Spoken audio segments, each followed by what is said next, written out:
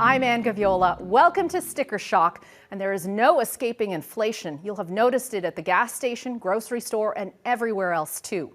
Now, this global news series digs into the rising cost of living and how you can avoid feeling spent. Now, first up, let's take a look at how you can better navigate life's rising costs. And then we're gonna swing. Sandy Young is 11-month-old Gabriel's mom. Mat leave means bringing in less money, and a new baby equals lots of new spending on a crib, diapers, and baby food. Our family definitely has been feeling the pinch with inflation and the rising costs of gas and groceries. After free-falling at the onset of the pandemic, inflation climbed beyond 2% in March 2021 and recently hit levels we haven't seen in more than 3 decades. Ipsos polling exclusively for Global News shows 54% of households are cutting back on dining out, 51% are looking at flyers for sales, and nearly half are putting off new purchases like clothing. Sandy's also a personal finance author, and her family has cut back where they can, selling items they're not using for extra cash. Collecting loyalty points has also helped them pay for baby items, but daily sticker shock at the pumps makes them want to buy an electric vehicle. That way, in the future, we don't have to rely on pumping gas. Inflation chips away at affordability. For struggling households, it may mean some bills don't get paid right away or the debt load gets bigger. Others won't be able to save as much, but there are ways to manage the rising cost of just about everything. One strategy is to boost your income. Ask your employer for a raise, point out how inflation is eroding your purchasing power.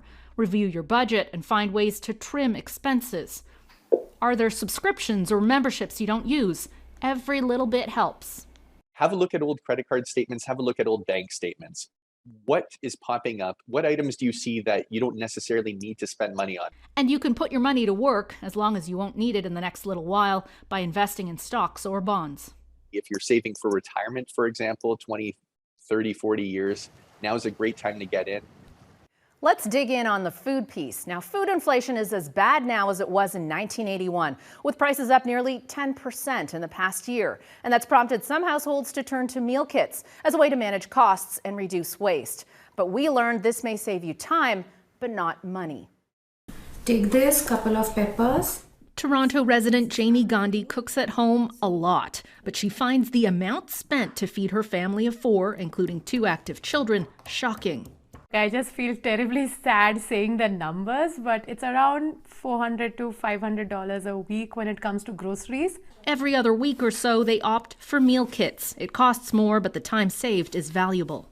They definitely come in from the point of view of saving time, because it takes the whole pain out of the whole cooking process of what's the ingredient that I need, how much quantity I need, and what am I cooking today. According to research by Dalhousie University, people flocked to meal kits at the start of the pandemic, causing Canadian sales to peak at $1.6 million in the first 6 months.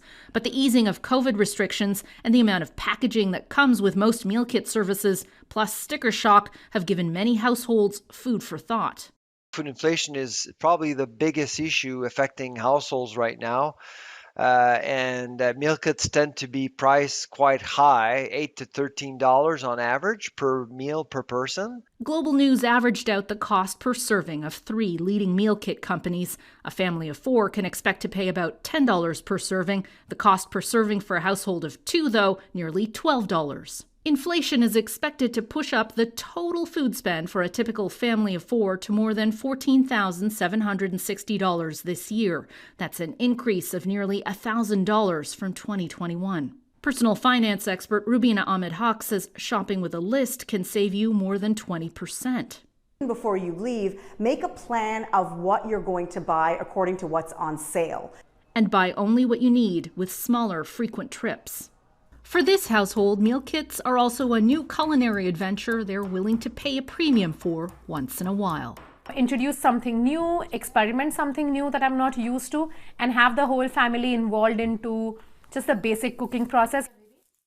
Now, the housing market was hot before the pandemic, but over the last couple of years, it has gone stratospheric. In the next part of Sticker Shock, we look at the impact of housing inflation and how it's keeping many prospective buyers on the sidelines. 33-year-old Tembecca Pratt has dreamt of homeownership for a decade. It is a bit heartbreaking that things are the way that they are, and the prices are a little bit much. Together, she and her fiancé make nearly $200,000 annually. They're more than average earners. But with an upcoming wedding to save for and home prices on a tear during the pandemic, she's frustrated her prospects seem bleaker than ever. In Toronto, where the average house price is more than $1.3 million, the annual income needed to afford that is $228,000. The average condo is more than $720,000, which requires nearly $145,000 a year. A young person making a typical amount of money must now work 17 years across Canada to afford a 20% down payment for an average-priced home. In Metro Vancouver and the Greater Toronto Area, it takes 27 years. Ottawa, 14 years. It took just 5 years in the mid-70s. Deputy PM Chrystia Freeland calls it intergenerational injustice. We had a better shot at buying a home and starting a family than young people today. With interest rates rising to combat inflation, home prices have taken a little breather, but they're still up by about 50% across the country. To bridge that gap, incomes either have to skyrocket or home prices need to come down to earth. In the world of politics and our economy, housing has become this moment where what's benefited parents and grandparents has hurt their children and grandchildren. More than just an appreciating asset, for newcomers and young workers, homeownership is a rite of passage they may never reach. It's something that will outlive you and can create generational wealth. Inflation is forcing about a third of Canadians to rethink their retirement date, according to a new RBC survey. But the rising cost of everything takes a bigger bite out of fixed budgets of those already retired. Now, in this final sticker shock story, let's examine how inflation is impacting retirement. I felt like the life had been sucked out of me. Working retail was brutal for the last 2.5 years. Mary Lou Cyr is part of a cohort of people who retired early during the pandemic. But as stock markets remain turbulent, interest rates climb, and inflation soars, it's a challenging time to be living on a fixed income. I do have a small savings, but it's going to erode very quickly with inflation. A good rule of thumb is you need 70 to 80% of your current income in retirement to maintain your lifestyle. But with inflation clocking in at nearly 7%, levels we haven't seen in 31 years, many are reconsidering this approach. Personal finance expert Patty Lovett-Reed is newly semi-retired, spending more time with her growing family and renovating, but still keeping busy with a variety of side hustles. She recommends a personal assessment of what your unique situation is, including your debt and how inflation is affecting you. The Global News Personal Inflation Calculator at globalnews.ca can help you figure out your personal rate of inflation to help you take action. You have to tweak lifestyles when you're thrown a curveball.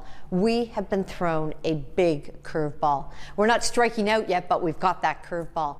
3 strategies for managing unexpected costs during retirement include increasing your income, whether that's picking up some extra work or maybe tapping into the equity built up in your home, reducing spending in areas where you can, are there subscriptions or services you can do without, and, if necessary, consider downsizing your home, your lifestyle.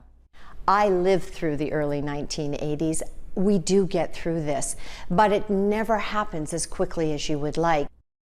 You can read more about inflation's impact on your finances, plus tips on how to mitigate its impacts on globalnews.ca. And we'll continue to cover this and other stories that matter to you. Thanks for watching. I'm Ann Gaviola.